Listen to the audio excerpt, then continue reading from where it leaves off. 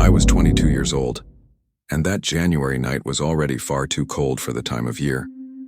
I had spent several hours in a small hospital in rural Indiana, visiting a relative who had been admitted unexpectedly.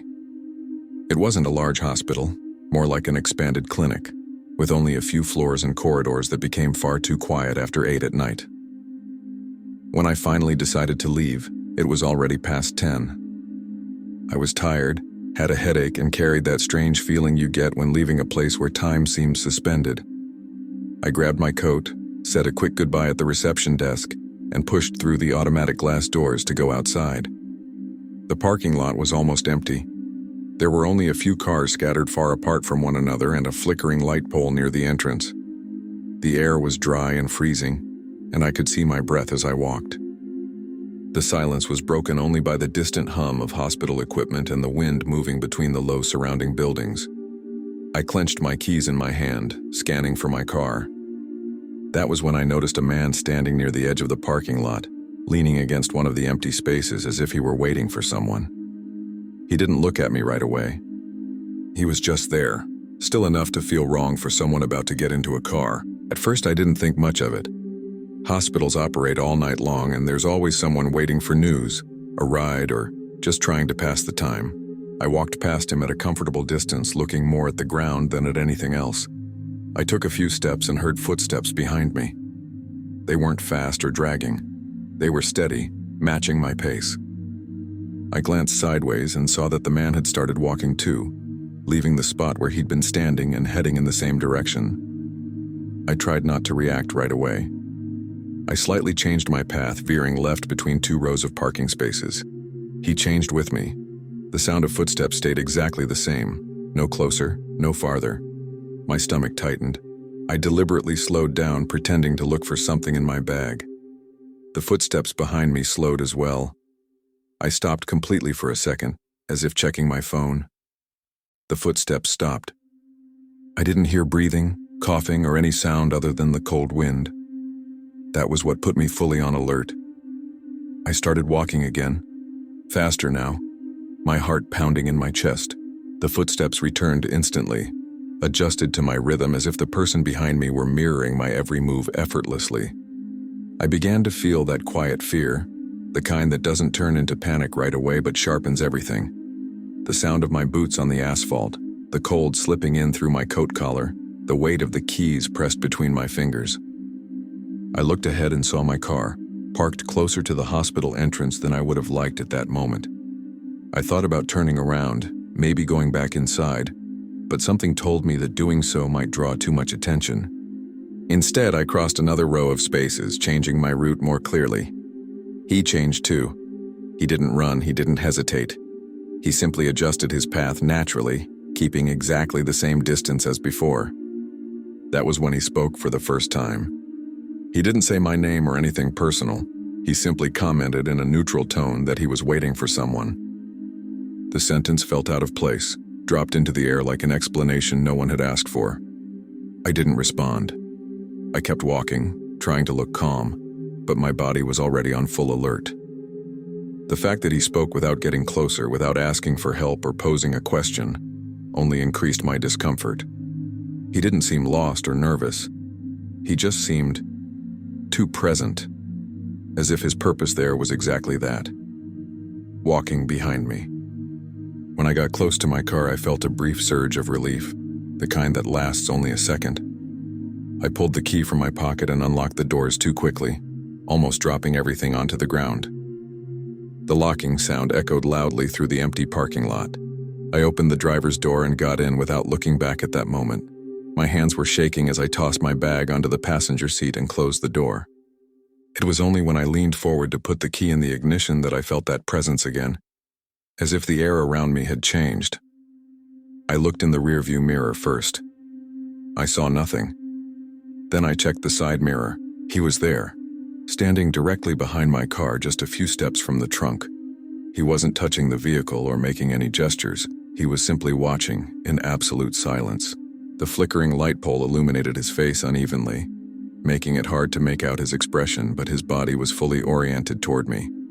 He didn't seem surprised that I had gotten into the car, nor frustrated. He looked like he was waiting for something, as if this were the final point of some routine. My heart started beating so hard I could feel the pulse in my ears. I locked the doors again, even though I knew they were already locked. I sat there frozen for a few seconds, trying to decide what to do without drawing too much attention. The car was still off, and the idea of starting it with him standing there made me afraid of messing something up, of stalling the engine. The man didn't move. He didn't knock on the window, didn't step closer, didn't say a word. His silence was heavy, almost deafening. I scanned the parking lot, searching for any sign of help, any movement that wasn't him. That's when I saw in the distance a side door of the hospital open. A security guard came out, walking slowly, looking around as if on a routine patrol. The instant the man noticed the guard, something changed, not abruptly. He simply took one step back, then another, without taking his eyes off my car. He didn't run. He didn't show urgency. He just moved away a few meters, enough not to be right up against the vehicle anymore. The guard continued walking through the parking lot, not noticing anything out of the ordinary. When he got closer, the man turned his body and walked in the opposite direction, toward the shadows near the fence. Within seconds, he disappeared among the cars and the darkness. Only then did I manage to start the car, my hands still shaking. I drove out of the parking lot more slowly than I wanted to, trying not to look desperate while everything inside me was screaming to speed up. It was only when I turned onto the main road and saw other cars that my body relaxed a little. Even so, I kept checking the rearview mirror longer than necessary, expecting to see someone following me. I didn't see anything. The rest of the drive home was automatic. I went inside, locked the door, turned on all the lights, and stood in the middle of the living room for a few minutes, still wearing my coat, trying to process what had just happened. I didn't cry. I didn't call anyone. I just sat on the couch replaying every detail in my head, as if that could somehow give me an explanation. The next morning, I went back to the hospital to bring some things to my relative. It was daytime, the parking lot was fuller, and everything seemed far too normal. I casually mentioned to the receptionist whether there were usually many people waiting for rides at night. She said sometimes, but that security always made frequent rounds. I worked up the courage to describe the man, asking if anyone had complained about something similar. She shook her head and said no, that no one had mentioned anything. That left me with a strange sense of isolation, as if what I experienced had been confined to that single moment, to me alone. In the days that followed, I tried to convince myself that it had all been just a strange coincidence. A tired man, waiting for someone who happened to walk through the parking lot at the same time as me. Still, the more I thought about it, the less sense it made. He didn't ask anything. He didn't ask for help. He didn't seem in a hurry. He just kept the exact distance, as if it were calculated. The detail that kept coming back to me was the moment I stopped. He stopped too, as if he were paying attention not only to my path but to my decisions. That didn't feel random. It felt like observation. A few weeks later, I asked my relative if he remembered seeing anyone strange that night, maybe someone waiting around for hours. He said no, that the hospital had looked quiet when he glanced out the window of his room. That was what bothered me most, because it meant the man hadn't been there for long. He appeared at a specific moment. At the moment I walked out. To this day, whenever I have to go out alone at night, especially in empty parking lots, I pay far too much attention to anyone standing around without a clear reason. Because on that cold January night in a small hospital in rural Indiana, someone waited in silence, walked with me without getting closer, and stood behind my car as if evaluating something. And the fact that he only left when another person appeared is what leaves me with the feeling that if the security guard hadn't shown up, I would never have known what his next step would have been. Story 2.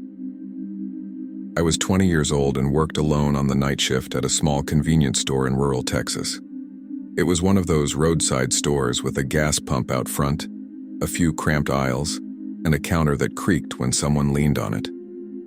My shift started in the late afternoon and went until almost midnight, when business was practically non-existent. Most nights were too quiet, just tired truck drivers, someone buying coffee or cigarettes, nothing out of the ordinary. Even so, I always felt a little tense near closing time, because I knew I would be completely alone. That particular night, everything seemed normal until about 20 minutes before closing. I had already mopped the floor, organized the shelves closest to the register, and turned off half the store's lights, leaving only the essentials on. The bathroom sign hanging there for weeks clearly said out of order, because the door didn't lock properly. I was behind the counter counting the cash drawer when I heard the doorbell ring. I looked up expecting someone coming in just to grab something quickly before closing. That's when I saw the man entering slowly, looking around as if he were assessing the place. He didn't seem to be in any hurry. He was tall, wearing an old cap and a jacket that was too heavy for that time of year. He walked slowly down the central aisle, scanning the shelves without actually picking anything up. When he got near the counter, he asked if he could use the bathroom. I pointed to the sign without leaving my spot and said it was out of service. He tilted his head as if thinking and replied that it would just be quick. I repeated that it wasn't possible, that the door didn't lock and that it was store policy. He nodded but didn't leave. He stood there, looking at me in a way that made me uncomfortable, as if he were deciding something else. Instead of leaving or buying something, he started walking around the store again very slowly, passing the refrigerators and the snack shelves, always asking me casual questions. He asked if I worked there alone every night, if business usually dropped a lot after 10, if I lived nearby or had to drive far to get home. I answered as little as possible, trying to keep a professional tone, but each question made my stomach tighten more. This wasn't normal curiosity. He spoke without looking directly at me, as if he were just making conversation, but his body kept moving, exploring the space, getting closer to the back door without touching it. I started to get genuinely nervous when I realized he was avoiding leaving my field of vision, while at the same time testing the limits of the store. He would stop near the refrigerators, then take a few steps toward the back, glance at the corridor leading to the stockroom, and return, always at a pace too slow to feel normal. At one point, he commented that the store got very empty at night, and that it must be strange for such a young girl to be there alone so late. That sent an immediate chill through me. It wasn't a compliment or an innocent observation. It was a statement. I looked at the clock behind the counter and saw there were less than 15 minutes until closing. I thought about directly telling him to leave, but I was afraid of provoking some reaction. He came back to the counter and insisted again about the bathroom, saying he wouldn't be able to make it to the next town. I repeated that I couldn't open it and tried to sound firm, even though my voice wavered slightly. That's when I noticed he was closer to the counter than before, resting one hand on the surface, leaning his body forward. The smell of old cigarettes mixed with something metallic reached me. He asked my name and I lied immediately, giving some other name. He smiled faintly as if he knew I was making it up. That was the moment I decided I needed to end the situation quickly. I told him the store was closing and that he needed to leave. I didn't ask. I informed him. I pointed to the front door and tried to keep eye contact without seeming confrontational. He stood there for a few seconds, staring at me as if evaluating how serious I was. Then he gave a low, short laugh and said I didn't need to be nervous, that he was just talking. Even so, he didn't move. The silence that formed in that moment was far too heavy for such a small space. The sound of the freezer behind me seemed loud and constant, and I realized I was holding my breath without meaning to. I took a step back, closer to the register phone. That's when he finally started walking toward the exit. But he didn't go straight to the front door. He veered slightly, passing closer to the back corridor, looking at the back door as if checking something. It lasted only a few seconds, but it was enough to put me on full alert. Then he went to the main door, pushed it open slowly, stepped outside, and let the bell ring one last time. I stood behind the counter, waiting to hear the sound of a car driving away. I didn't hear anything. I waited a few more seconds and, with a shaking hand, locked the front door. As soon as I locked it, I grabbed the phone behind the counter and called the manager, as protocol required for any strange situation near closing time. While the phone rang, I walked to the glass door and tried to look out at the parking lot. There was only my car and a truck parked near the pumps with the engine off. I didn't see the man, but that didn't reassure me. I quickly explained what had happened, trying to keep my voice steady. The manager said I'd done the right thing by not opening the bathroom and told me to check if the back door was locked before leaving, something I usually only did after closing the register.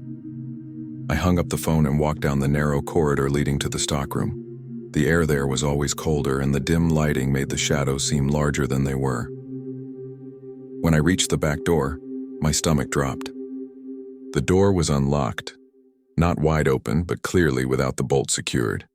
I was certain I had locked it earlier like I did every night. I pushed the door lightly and it gave a little, opening a few inches to the darkness outside. My heart started pounding so hard I felt dizzy. I closed the door immediately and locked it firmly, checking it twice. I went back to the counter with shaky legs, trying to organize my thoughts while the clock seemed to move too fast. The idea that the door might have been unlocked while I was distracted by him filled me with a fear that was hard to control. It wasn't just the strange conversation. It was the clear possibility that he had tested an alternative exit, something quick, outside my field of vision. I started imagining him moving around the store while talking to me, measuring the space, counting steps, evaluating routes. It made my stomach churn. I stayed behind the counter, phone in hand, waiting for the manager to arrive, listening to every sound outside as if it were an alarm. A few minutes later, I heard footsteps near the front door. My whole body froze, thinking he had come back, but it was the manager, jacket open and a worried expression on his face. I unlocked the door only after I was sure it was him. I told him everything in more detail, including the back door. He went there with me and confirmed that it really had been unlocked. He said that wasn't normal, and that I'd done the right thing by calling. We went to the front of the store together and looked at the parking lot. The truck was still there, empty, but there was no sign of the man anywhere. The manager decided to close the store immediately and asked me to wait inside the office while he called the owner and the police, just to file a report. I sat in that hard chair, listening to low voices through the wall and trying to control the trembling in my hands. The more time passed, the more the situation seemed wrong in hindsight. The man hadn't seemed nervous when I told him to leave. He hadn't seemed frustrated. He had seemed simply finished, as if he'd already confirmed what he wanted to check. The image of him looking at the back door kept replaying in my head, always with the same calm, almost distracted expression. When the police arrived, we gave a quick statement. They walked around the parking lot and the sides of the building but didn't find anyone. One of the officers commented that the road was used as an alternative route by people avoiding larger gas stations, which meant a lot of people passed through without leaving a trace. That didn't help calm me at all.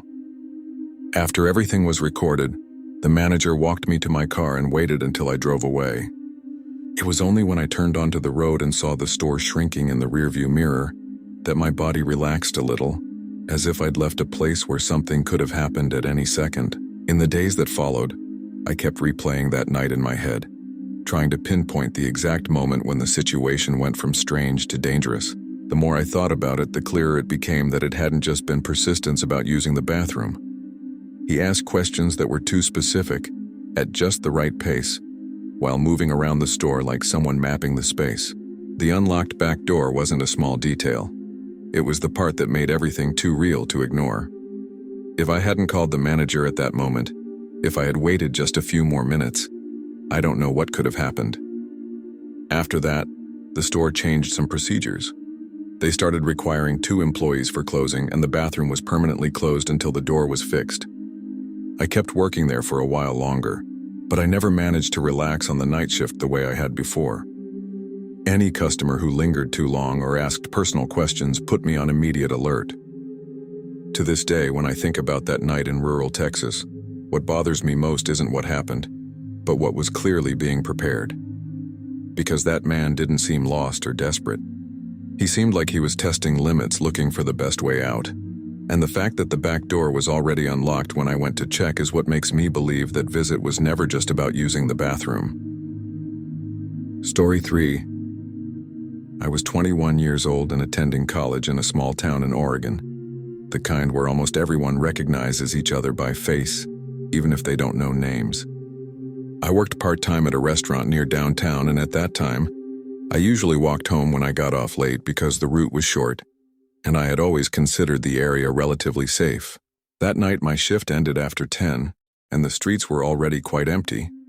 The state's typical cold made the air damp, and there was a light fog hanging around the streetlights, which made everything a bit quieter than usual. I walked quickly, my coat zipped up to my neck and my phone tucked in my pocket, trying to stay aware of what was happening around me. The sound of my own footsteps echoed more than I liked, and that always made me a little tense. Even so, nothing seemed out of the ordinary. The shops were closed, some houses still had lights on, and a car or two passed by from time to time. I was only a few blocks from home when I heard an engine slow down behind me, too slowly to be just someone passing by. I glanced out of the corner of my eye and saw a dark car moving very slowly beside me, almost matching the pace of my steps. The passenger side window was down, and the driver leaned slightly out, asking if I wanted a ride. His voice was casual, as if it were the most normal thing in the world. Without stopping, I replied that no, I lived nearby and preferred to walk. He laughed lightly and said it wouldn't hurt to accept, that it was cold and late. I ignored him and kept walking, trying to look confident even as that internal alarm switched on immediately. The car sped up a little and went ahead, and for a few seconds I thought it was over. But then I heard the engine slow again, now a few meters ahead. He stopped the car in front of me, still along the curb, forcing me to step around it to keep going. The driver turned his face toward me and insisted again, saying I didn't need to be afraid, that he just wanted to help. I refused again, this time more firmly. That was when his tone changed. The smile disappeared and his voice grew harder, asking why I was being difficult like that. My stomach dropped. The way he spoke made it clear this was no longer a polite offer. I kept walking without answering, keeping my eyes forward, but the car pulled back alongside me. The driver started complaining out loud, saying I thought I was better than him, that girls like me always made excuses. The words came fast, mixed with short insults, thrown out as if he wanted to provoke a reaction. I didn't respond. My entire body was tense and every step felt heavier. The sound of the car crawling along beside me followed like a shadow. He continued like that for more than a block, always keeping the same distance, neither speeding up nor falling behind. At times I could feel his gaze on me even without looking directly. The street was far too empty and the houses all seemed closed, oblivious to what was happening. I thought about running, but I was afraid that might provoke something worse. Instead, I turned onto a better lit street, hoping he would give up. The car turned with me without hesitation, as if he had already decided he wasn't leaving anytime soon. That's when I began to understand that this wasn't random persistence. He wasn't trying to convince me. He was testing how far he could go. The car stayed beside me, the engine almost idling, and he began saying more aggressive things, calling me ungrateful, saying I would regret acting that way. The tone wasn't explosive anger, it was controlled, irritated in a calculated way. That scared me more than if he had been shouting. I kept my pace steady even as my legs started to tremble, and tried to take note of every building around me, looking for any place where there might be people. As I crossed another block, he honked lightly, as if calling to me again. He said I was being stupid for walking alone at that hour, that no one would notice if something happened. That made my blood run cold. It was no longer just insults. It was a veiled warning. I discreetly glanced behind me and saw that there were no other cars coming, no people on the sidewalk, just me, him, and the constant sound of the engine following me. For the first time, I clearly thought that I had been chosen because I was alone, visible with no one nearby to intervene. I was already close to the building where I lived, an old complex with small apartments and a simple front desk that operated until midnight. That was the only thing giving me any sense of security at that moment. The car stayed beside me and the driver seemed to realize I was approaching a specific place. His tone shifted again, becoming more ironic, saying I should be grateful that someone cared about me. I didn't respond. I focused all my attention on continuing to walk without showing panic, even as my heart pounded far too hard. Each step seemed to last longer than normal. When I reached the final corner, I turned quickly, almost without thinking, and saw the building right ahead with the front desk light on. The car braked suddenly, making a loud noise on the wet asphalt, and stopped a few meters behind me. For a second, I was afraid he would get out of the car, but he didn't. He stayed there watching me. The feeling of being evaluated, as if he were deciding something, was one of the worst parts. I quickened my pace and practically ran to the entrance, pushing the glass door harder than necessary. As soon as I went inside, the doorman looked up and watched me closely, probably noticing my state. I didn't say anything right away, just walked quickly to get fully inside, away from the door. I looked through the glass and saw the car still stopped across the street. The driver was still inside, his face turned in my direction. He didn't honk, didn't shout, didn't try to enter the building. He just watched for a few seconds too long. Then he started the car and drove away slowly, without accelerating, as if he wasn't in any hurry. Only when the car turned the corner did my legs truly feel weak. The doorman asked if everything was okay, and I briefly told him what had happened. He shook his head, said that unfortunately it wasn't as rare as it should be, and asked me to let them know next time I arrived late. I went up to my apartment still shaking, locked the door, and stood in the middle of the living room for a few minutes, trying to steady my breathing. The feeling wasn't just fear. It was of having been watched, evaluated, chosen, not for something I did, but simply because I was there alone, walking down an empty street. In the days that followed, that route no longer felt simple like before. I started paying attention to every car that slowed near me, every engine that sounded closer than it should. What bothered me most was remembering the moment his tone changed, as if my no had been interpreted not as an answer, but as a challenge. He didn't leave when I refused. He stayed. He followed. He insisted. That made it clear to me that it wasn't misunderstood kindness, but someone testing limits, evaluating reactions, waiting for an opening. If I had run, if I had panicked, I don't know how he would have reacted. I never walked home alone after that hour again. I started asking for rides, waiting for someone from work to leave at the same time, or simply spending money on transportation when I needed to. It might seem like an overreaction to someone who's never experienced something like that, but that night completely changed the way I saw normal situations, because the danger didn't appear suddenly. It came slowly alongside me at the same speed as my steps, using words before using anything else. And what still scares me the most to this day isn't the insults, but the fact that he only left when he realized I was no longer alone. That made it clear that on that empty street in Oregon, I wasn't approached by chance. I was chosen. Story 4. I was 23 years old and worked the night shift at a hospital in New Jersey. At that time, taking the train after midnight was already part of my routine. It wasn't something I enjoyed, but it was the fastest and cheapest way to get home. The station was almost empty at that hour, lit by cold lights that gave everything a somewhat artificial feel. I was already used to the silence, the distant sound of the tracks, and the feeling of always being slightly on alert. Even so, that particular night I was more tired than usual and just wanted to get home. When the train arrived, I boarded the last car almost by reflex. It was always the least crowded, and at that hour there were usually only 2 or 3 people scattered around, each in their own corner. I sat by the window, placed my bag on my lap, and let out a long sigh, trying to relax. The car had that metallic smell mixed with cheap cleaning products, and the constant sound of the moving train helped shut my mind off. I glanced around quickly. There was a man sitting a few seats ahead on the other side of the aisle. I didn't pay much attention to him at first. He seemed like just another person trying to get home after a long day. After a few stations, the car became even emptier. Some people got off, and at a certain point it was just me and that man.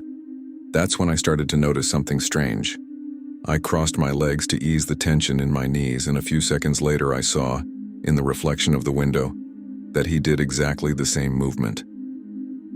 At first I thought it was a coincidence. I brushed my hair away from my face and tucked it behind my ear. He repeated it. I adjusted the bag on my lap. He moved in the same way. That began to bother me in a way that was hard to explain. It wasn't obvious enough to confront, but it was too constant to ignore. I tried not to look directly at him, but I started watching out of the corner of my eye. When I picked up my phone to check the time, he did the same. When I unlocked the screen, I saw the glow of his phone light up as well. When I lowered my phone, he lowered his. The synchronization was far too precise. My body automatically went into alert mode. That state where you pretend to be calm while every detail suddenly feels important. The car was silent, with only the sound of the tracks and the constant swaying of the train. That made the situation even more uncomfortable, because there was nothing to distract from that silent game. I tried to test it on purpose just to be sure it wasn't paranoia. I changed my body position more abruptly, uncrossed and crossed my legs the other way, touched my hair unnecessarily, looked up at the ceiling of the car for a few seconds. He repeated everything, always with a slight delay, as if he were waiting for me to finish the movement before copying it. My stomach tightened. That wasn't normal. It wasn't someone distracted or bored. It was focused attention, focused on me. The fact that he was sitting directly in front of me in a nearly empty car made it all feel even more calculated. I looked up at the panel above the door, counting how many stations were left until mine. There were still several. I thought about getting up and moving to another car, but I hesitated, afraid of drawing too much attention. At the same time, staying there felt worse and worse. The man didn't smile, didn't show any emotion. He just watched me through that silent mirroring. When our eyes met for a second, he immediately looked away as if he didn't want to be caught staring. That gave me even more certainty that he knew exactly what he was doing. When the train stopped at another station, I decided I wouldn't stay there until the end. I stood up slowly, trying not to show urgency, and walked to the door that connected to the next car. My heart was racing, and I felt that cold knot in my stomach that comes when you know you're being watched. As soon as I crossed into the next car, I sat a few seats ahead and took a deep breath, thinking that had solved it. I discreetly looked back, expecting to see the man still in the previous car. He wasn't there. A few seconds later, I heard footsteps behind me. He entered the car and sat exactly in front of me again, keeping the same distance as if nothing had happened. He didn't say a word. He didn't show any sign of surprise. He just settled in and went back to watching me. The feeling was an immediate tightness in my chest, as if my attempt to escape had been anticipated. I crossed my arms without thinking, and he crossed his too. I turned my gaze to the window, and in the reflection I saw that he did the same. The repetition now felt even more intentional, almost insistent, as if he were making it clear that he would follow me wherever I went on that train. From that moment on, the fear stopped being just discomfort and became urgency. I could no longer pretend everything was normal. My body was tense, and every train stop felt too long. I started scanning the car for any employee, anyone who might notice what was happening. The man remained in absolute silence. He didn't speak, didn't reach into his pockets, didn't look around. He just repeated. When I took a deep breath, he took a deep breath. When I changed my posture to look less exposed, he imitated me. It felt less like provocation and more like a test, as if he were evaluating how far he could go without saying anything. When the train slowed for another station, I stood up again, this time without trying to hide it as much. I walked straight toward the front of the car, where I knew the conductor's access was. My heart was pounding so hard I could feel it in my temples. Behind me, I heard his footsteps again, matching my pace. I didn't need to look to know he was following me. The feeling of being accompanied in that silent way without words was one of the most disturbing things I've ever felt. It was as if the absence of speech made everything more threatening. I reached the area near the conductor's cabin and stopped there, pretending to look for something in my bag just to gain a few seconds. The man stopped a few steps behind me. For the first time since it all began, he didn't immediately sit in front of me. He stayed standing, motionless, as if assessing the situation. I could see his reflection in the glass of the cabin door. He didn't look nervous or irritated.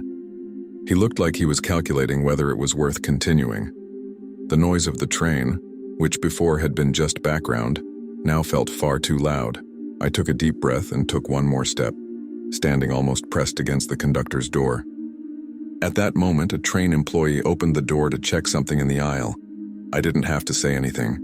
Just the presence of another person completely changed the atmosphere. I saw the man react almost immediately. He looked away, uncrossed his arms, and took a step back, as if he had been interrupted in the middle of something.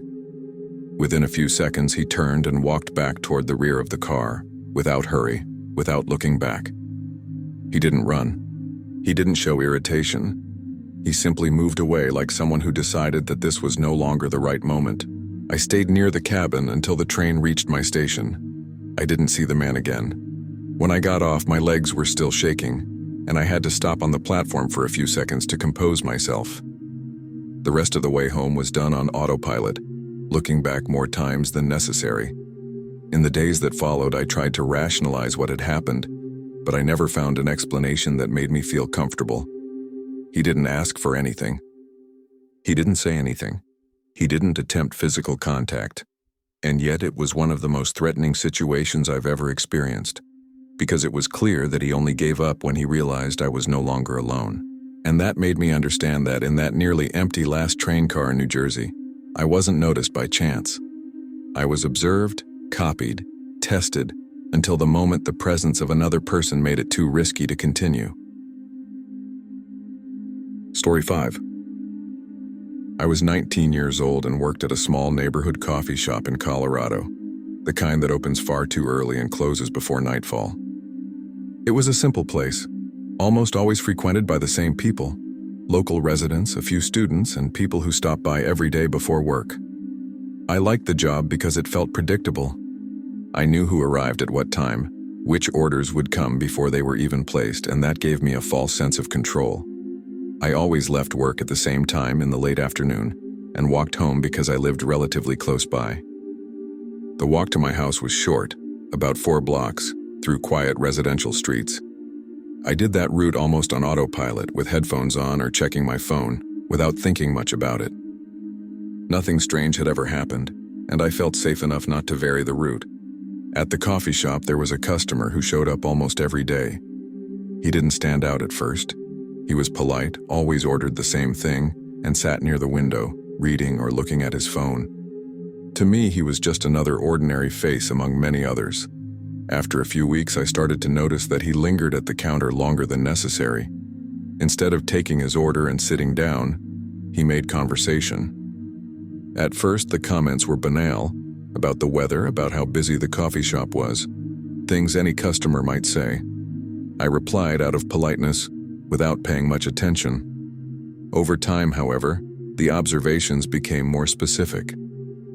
He commented that I always closed the register a few minutes before the official time, and that I left exactly when the door was locked. He said it smiling, as if he were just someone overly attentive to details. I laughed nervously and tried to change the subject. In the following days, he started mentioning things outside the coffee shop. He said that I usually turned right at the corner after work, that street was quieter in the late afternoon. He spoke as if he were commenting on the neighborhood in general, but I knew he wasn't. That described exactly the route I took. My stomach tightened and I felt that discomfort that's hard to explain, like something had crossed an invisible boundary. I asked how he knew that. He shrugged and replied that he lived around there, as if that explained everything. It didn't explain anything. After that, I started paying more attention to his presence. I began to notice that he always arrived near the end of my shift, almost as if he knew exactly when I would be alone at the counter. Sometimes he commented that I looked tired that day or asked if I'd had a long shift, even when business had been normal. Nothing was direct enough for me to complain to anyone, but taken together, it created a constant feeling of being watched. I started responding as little as possible, keeping the conversation short and professional, but that didn't seem to discourage him. On the contrary, he seemed far too comfortable, as if he had already mentally crossed the line between customer and something else. What bothered me most was the casual tone. He never said anything in a threatening way. It was always as if he were just sharing random observations. One day he commented that I usually sped up my pace when crossing the main street. Another time he said I must like that blue house on the corner, because I always passed it without looking to the sides. Each sentence came with a light, almost friendly smile. I started varying my route home for a few days just to test it, and noticed that he stayed silent on those occasions, as if he were recalculating something. That scared me more than any direct comment would have. A few days later, he simply stopped commenting about the route. He went back to talking about generic things as if nothing had happened. That should have been a relief, but it wasn't. His silence felt intentional, as if he had decided to keep his observations to himself. I started leaving work more alert, looking both ways before turning each corner, avoiding using headphones. Even so, I didn't see him outside the coffee shop during that period, and I began to think that maybe I had exaggerated everything in my head. That attempt to normalize the situation didn't last long. One Friday afternoon, I left a few minutes early because business was slow. The sky was already starting to darken, and the air was colder than usual. I walked slowly, trying to relax when I got close to my street. That's when I saw a man standing on the corner a few meters before the entrance. He wasn't leaning on anything or using his phone. Just standing there looking at the houses around him, as if he were searching for something specific. When I got closer, I recognized the coffee shop customer. My heart raced immediately. He didn't look at me right away. He kept observing the facades as if confirming details. When he finally saw me, he didn't seem surprised. He just smiled slightly, that same calm smile I had seen so many times at the counter. He said something like, "So this is it," in a low tone, almost to himself. That sent a chill through me. It wasn't a question. It was a statement. He took a quick look around the street, as if checking times, movement, routes. I replied with an automatic, "Yeah," not knowing what else to say, and sped up, passing him without stopping. I felt his gaze following me as I walked, too heavy to ignore. I didn't hear footsteps behind me, but that didn't bring relief. I went inside my house far too quickly, locked the door and stood there for a few seconds with my back against it, trying to hear any sound outside. The street was silent. No cars passing, no conversations, nothing. I peeked through the living room window and saw that he was still at the corner, now looking directly at my house. He didn't gesture. He didn't wave or come closer. He just stood there for a few moments, as if memorizing the place. Then he turned and walked away, slowly without looking back. That simple scene without any direct action was one of the most disturbing things I've ever experienced. That night, I barely slept. Every noise from the street made me get out of bed and look through the window. I replayed everything he had said in the previous weeks. Every comment that at the time seemed too small to be a warning. Now everything fit together in an uncomfortable way. He wasn't just observing out of curiosity. He was mapping my routine, my schedule, the route, the exact place where I lived. The calm way he stood at the corner, looking at the houses, gave me the feeling that it was part of a process, as if he were simply confirming information he already had. The next day, I told everything to my mother and a coworker.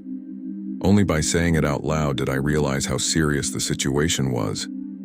My mother insisted that I stop walking home and that I inform the coffee shop manager. When I got to work, I was still tense, looking at the door every time someone came in. The customer appeared as usual, ordered his usual drink, and acted as if nothing had happened. He didn't mention the street, the house, or the encounter the night before. That silence was worse than any comment. It was as if he knew he had already made clear what he wanted to show. After that day, I always left work accompanied. If there was no one available, I called someone to stay on the phone with me until I got home. I changed my schedule, changed my route, and started paying attention to every detail around me. The customer still showed up a few more times at the coffee shop, but he kept his distance as if nothing had happened. He never again commented on my schedule or my route. Even so, every time I saw him, I felt that tightness in my chest, remembering the calm way he stood at the corner, looking at the houses as if checking an address. A few weeks later, he stopped showing up. He simply disappeared from the coffee shop's routine, as if he had moved neighborhoods or lost interest. That didn't bring the relief I expected. What remained was the feeling that I had been observed long enough for someone to decide something, and then move on. To this day, when I walk down my street in the late afternoon, I instinctively look toward that corner. Because during the time I worked at that coffee shop in Colorado, I learned that the most frightening thing isn't always someone doing something directly. Sometimes the fear comes from realizing that someone already knows exactly where you live and makes a point of making that clear without needing to say anything else. Story 6. I was 26 years old and traveling alone through South Carolina, returning from a visit to family. It was already past 1 in the morning when I decided to stop at a simple roadside motel, more out of exhaustion than planning. It was one of those older motels with doors facing the parking lot, dim lighting, and a reception desk protected by thick glass. I just wanted a quick shower and a few hours of sleep before continuing my trip at dawn. I checked in with barely any conversation, took the key and went straight to the room. The room was basic but clean enough. I locked the door, checked the deadbolt twice out of habit and left my bag near the bed. The parking lot was almost empty, just a few scattered cars and a truck parked farther away. The silence was heavy, broken occasionally by the distant sound of vehicles passing on the highway. I took a quick shower, put on something comfortable, and lay down, trying to clear my mind. I was almost falling asleep when I heard the knock on the door. The knock was firm but not aggressive. 3 dry knocks spaced out like someone politely waiting for an answer. I immediately checked the time on my phone. It was already past 1:30 a.m. My first thought was that it might be someone from reception, but that didn't make sense at that hour. I stayed lying still, silent, trying to catch any other sound. A few seconds later, I heard a male voice outside saying he had the wrong room. The tone was calm, almost casual, as if it were the most normal thing in the world. I didn't respond. I remained completely still, holding my breath without realizing it. I waited to hear footsteps moving away, but that didn't happen. The silence returned heavier than before. After a few seconds, I heard a slight shuffling of feet, as if the person had shifted their weight but was still there. The voice came back a little closer to the door, repeating that he had the wrong room and asking if someone could open it. That made my stomach drop instantly. If he had the wrong room, why wasn't he leaving? Why insist? I stayed silent, my heart now racing, trying not to make any noise that would give away my presence. I slowly got out of bed and walked toward the door, stepping carefully to avoid making noise. The room light was off, which gave me a minimal sense of protection, as if the person outside couldn't be completely sure someone was inside. I got close to the door and looked through the peephole. The man was standing directly in front of it, far too close. He wasn't someone confused, looking around or checking room numbers. He was motionless, his body slightly leaning forward as if listening. He was wearing a dark hoodie and kept one arm hidden behind his body, out of my field of vision. That made my stomach twist. I couldn't tell whether he was holding something or just hiding his hand, but the gesture felt deliberate. I stood there watching for a few seconds that felt much longer. He didn't move his head or look around, he just waited. The knocking didn't repeat, but his presence remained. I felt a strange heat rise in my chest, a mix of fear and urgency. I thought about saying something, telling him he had the wrong room, but something stopped me. The idea of confirming that I was alone inside felt like a mistake. I slowly backed away from the door and grabbed my phone, trying to decide whether to call the front desk or the police. My hands were shaking so much I almost dropped it. While I was trying to decide what to do, I heard the man move again outside. It wasn't a step away. It was closer to the door, as if he had leaned in or shifted his weight against it. His breathing became audible for a moment, low and controlled. It wasn't heavy and he didn't sound nervous. That scared me more than if he had been shouting or pounding on the door. He seemed far too comfortable standing there, waiting. I thought about turning on the TV or the light to pretend there was more than one person in the room, but I was afraid that any reaction might be taken as an invitation to continue. A few seconds later, he spoke again, this time in a slightly different tone, less casual. He said something like, "Are you sure this isn't it?" It wasn't exactly a direct question, more like an attempt to provoke a response. I stayed silent, sitting on the edge of the bed with my phone in my hand, my heart beating so hard I could feel it in my neck. Through a gap in the curtain, I could see part of the parking lot. It was far too empty, no one walking, no doors opening. The idea of screaming crossed my mind, but I wasn't sure anyone would hear me, and the fear of triggering an immediate reaction kept me quiet. After a few minutes that felt like an eternity, I heard another sound in the parking lot.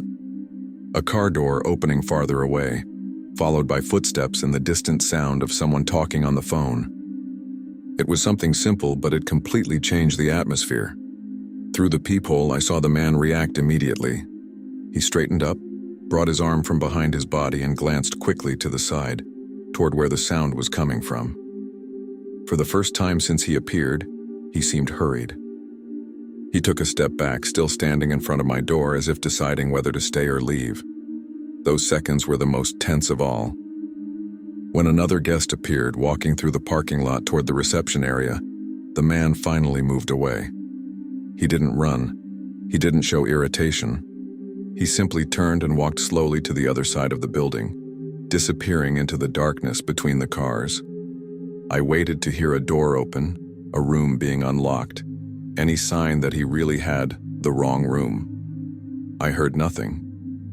No other door opened. He simply left. I sat down on the floor, leaning against the wall, trying to regain control of my breathing, with the clear feeling that the presence of another person was the only thing that made him give up. I waited several more minutes before standing up, afraid that he might still be nearby. I looked through the peephole again multiple times, checking every corner of the exterior hallway, every parking space I could see. Everything seemed far too quiet, as if nothing had happened. Even so, I couldn't go back to bed. I sat on the edge of it with my phone in my hand, thinking about calling the front desk, but I was afraid to leave the room or even speak too loudly.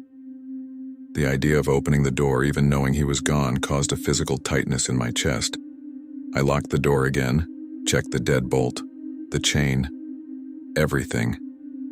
I spent the rest of the night barely sleeping. Any noise outside made me hold my breath.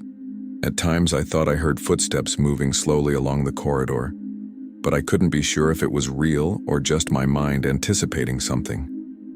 When the sky began to lighten slightly, I felt a strange relief, as if daylight itself were a minimal form of protection. I packed my things without making coffee, without turning on the TV, without doing anything that might distract me too much. I just wanted to leave as quickly as possible, while there were other people awake and moving around the motel. As soon as the sun was fully up, I went to the reception desk and returned the key. I didn't mention anything that had happened.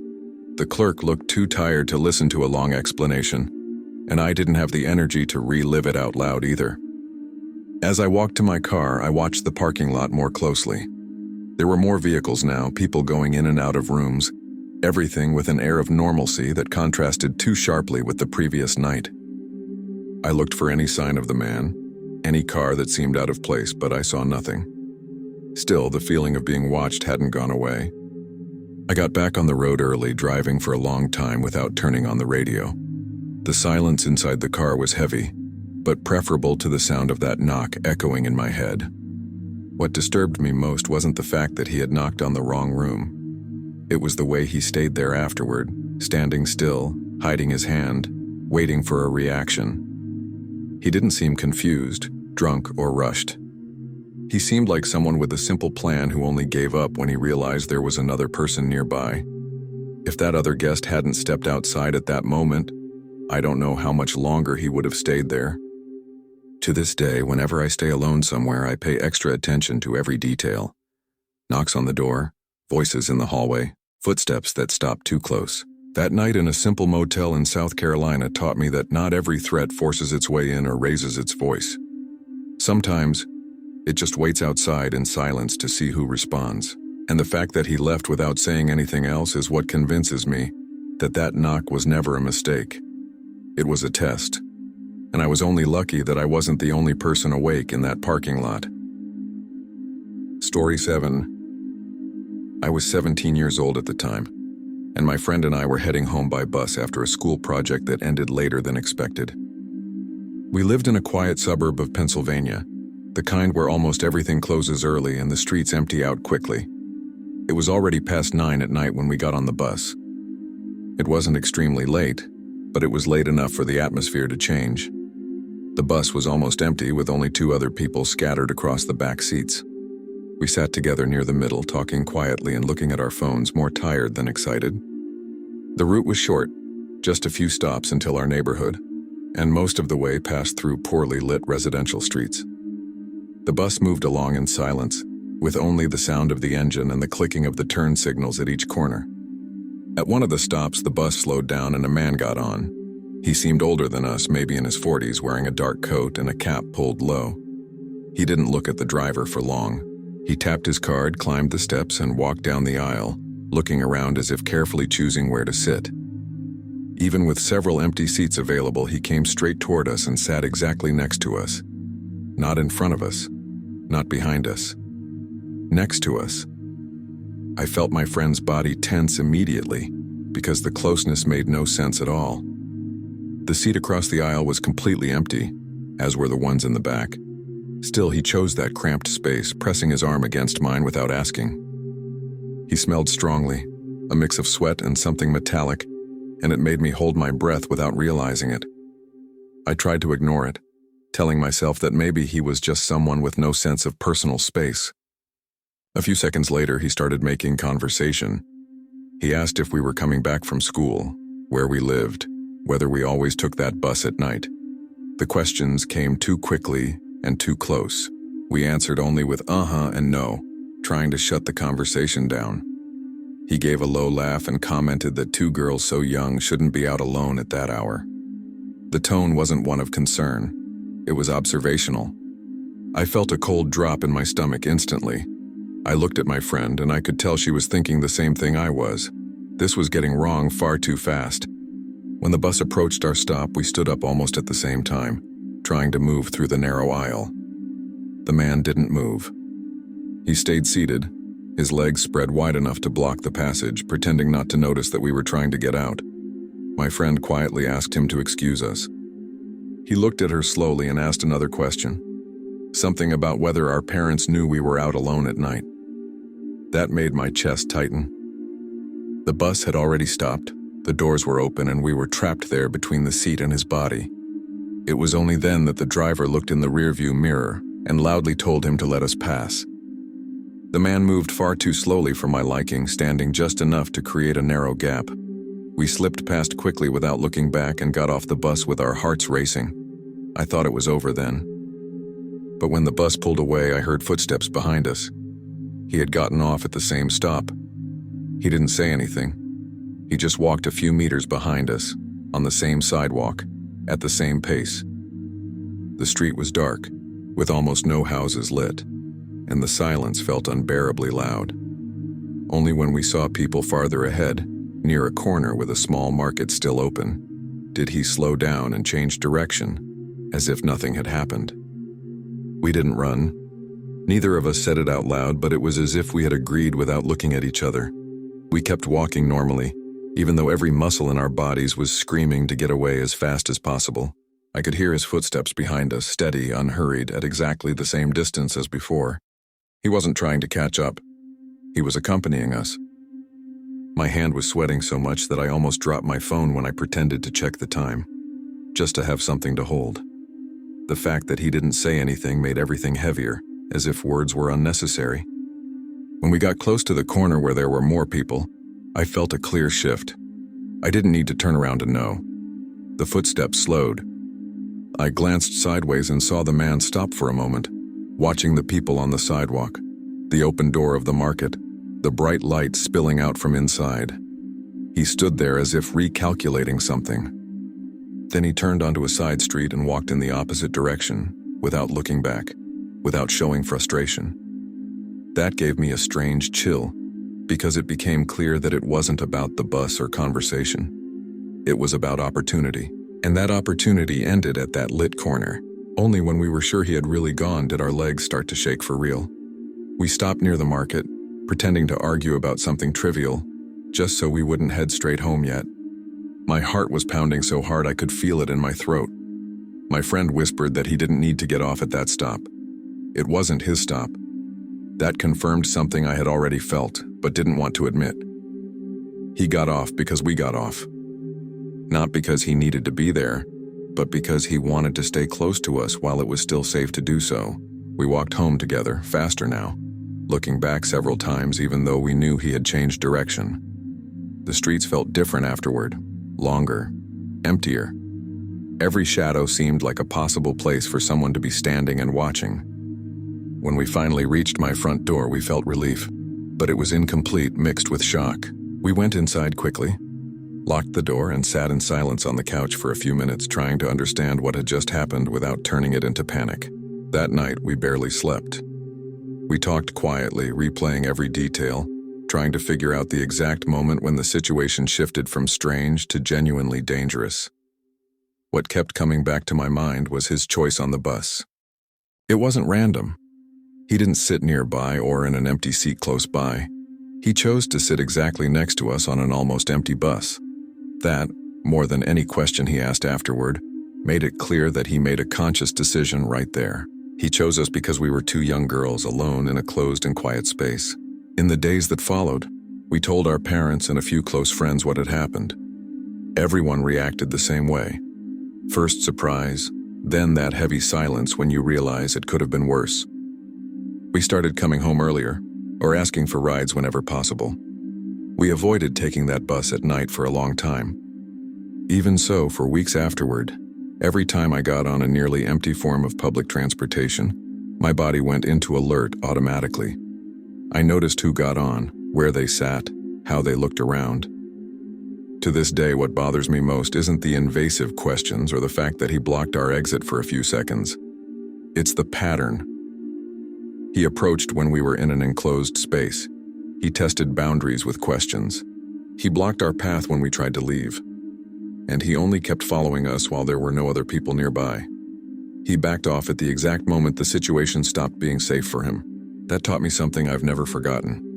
Sometimes danger doesn't come from someone who seems out of control, but from someone who knows exactly when to move forward and when to retreat. Thank you very much for your company until the end. Your support is what gives life to this channel. If these stories have caught you, don't forget to leave your like and comment on your opinion. And if you are not yet part of our community, sign up now to receive the next real horror stories.